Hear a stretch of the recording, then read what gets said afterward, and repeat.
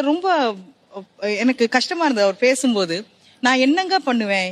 என் wife கிட்டயும் பேச முடியல, என் தங்கச்சிகிட்டயும் பேச முடியல. அதுதான் இன்றைய பெரும்பாலான ஆண்களினுடைய பிரச்சனையே. அவங்களுக்கு யாரும் சொல்லி அனுப்புறதில்ல. உனக்கு ஒரு மனைவி வரும்பொழுது இந்த வீட்ல இந்த மாதிரியான சிக்கல்கள் வரும்னு அவங்களுக்கு தெரியாது. தெரியாத ஒண்ண வந்து திடீர்னு அவங்க கிட்ட அந்த பொறுப்பை கொடுத்து நீங்க இதை ஹேண்டில் பண்ணுங்கன்னா அவங்களுக்கு செய்ய தெரியாது.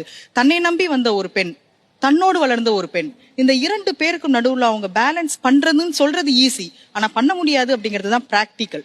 இங்க புரிந்து கொள்ள வேண்டியது அப்படிங்கிறது பெண்கள் தான் புரிந்து கொள்ளணும். ஏன் அப்படி சொல்றேன் அப்படின்னா, நீங்க ஒரு தங்கச்சியா இருக்கீங்க, ஒரு மகளா இருக்கீங்க. நீங்க திருமணமான பிறகு மனைவி அப்படிங்கிற ஒரு ரெஸ்பான்சிபிலிட்டிக்குள்ள வர்றீங்க.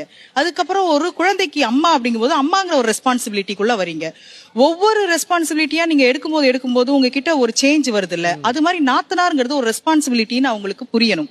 நாத்தனார் அப்படிங்கிற இடத்துல ஒரு கோடு நீங்க போட்டுதான் ஆகணும். அந்த கோடை வந்து நான் போட்டுட்டேங்கிறத நீங்க உணர்த்தி தான் ஆகணும். அந்த இடத்துல ஒரு ரிலேஷன்ஷிப் ரொம்ப ஆரோக்கியமா இருக்கும். Download ShareChat.